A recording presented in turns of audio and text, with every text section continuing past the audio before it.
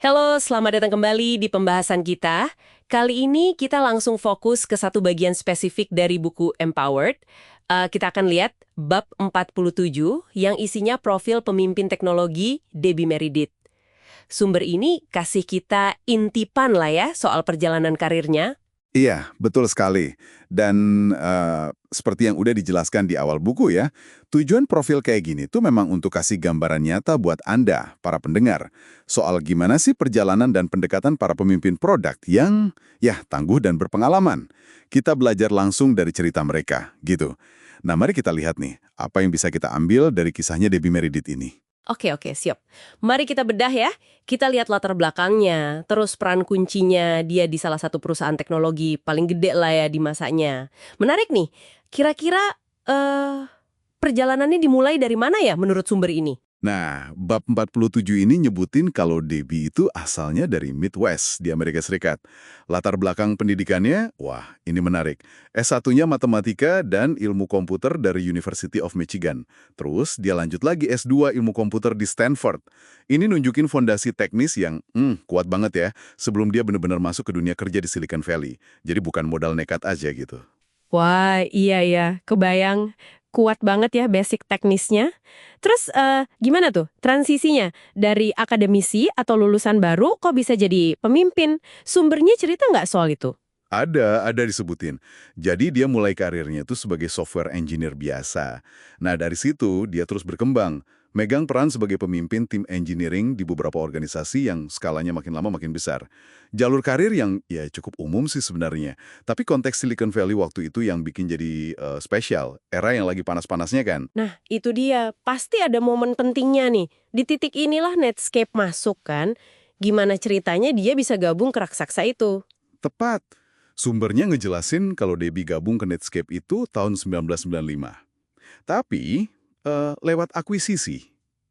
Jadi Netscape mengakuisisi perusahaan tempat Debbie kerja waktu itu. Namanya Collabra. Dan nah ini poin penting nih. Sumbernya nekenin banget kalau tim dan pemimpin dari Collabra ini dianggap jadi salah satu kunci suksesnya Netscape. Pertumbuhannya kan gila-gilaan tuh waktu itu. Jadi bukan sekedar akuisisi biasa aja. Oh gitu ceritanya. Jadi masuknya lewat akuisisi strategis ya.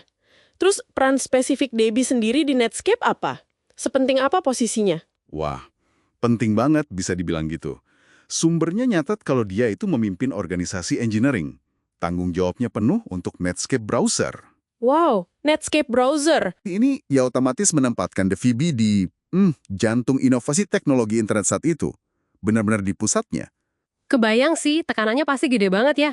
Oke, jadi kalau kita coba rangkum nih perjalanannya. Punya dasar pendidikan teknis yang top dari Universitas Keren, pengalaman langsung jadi engineer, terus naik jadi pemimpin tim.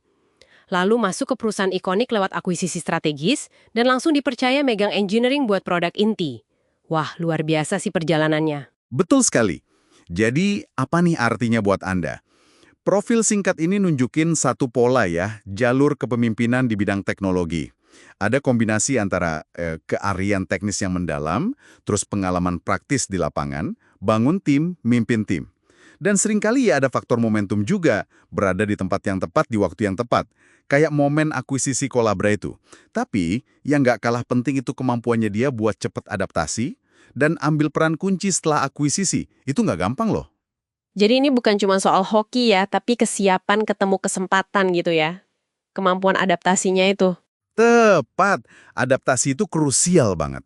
Sumber ini lewat profil Debbie Meredith kayaknya mau nunjukin betapa pentingnya kita paham konteks, paham latar belakang seorang pemimpin, biar kita ngerti kenapa sih mereka ambil keputusan A atau B, atau kenapa gaya kepemimpinannya begitu. Cerita-cerita kayak gini ngasih kita perspektif historis yang berharga banget di dunia teknologi yang, ya ampun, berubah terus. Bener banget. Nah, sebagai penutup nih, mungkin ada satu pertanyaan buat Anda renungkan. Kalau kita lihat perjalanan Debbie Meredith dari era awal internet itu, kira-kira prinsip kepemimpinan fundamental apa sih? Mungkin soal ketahanan ya menghadapi perubahan gila-gilaan, atau kedalaman pemahaman teknis, atau kelihayan navigasi politik kantor pasca akuisisi gitu. Yang menurut Anda masih paling relevan, paling dibutuhin sama pemimpin teknologi zaman sekarang. Di tengah lanskap yang perubahannya mungkin lebih cepat lagi ya. Sesuatu untuk dipikirkan lebih lanjut ya.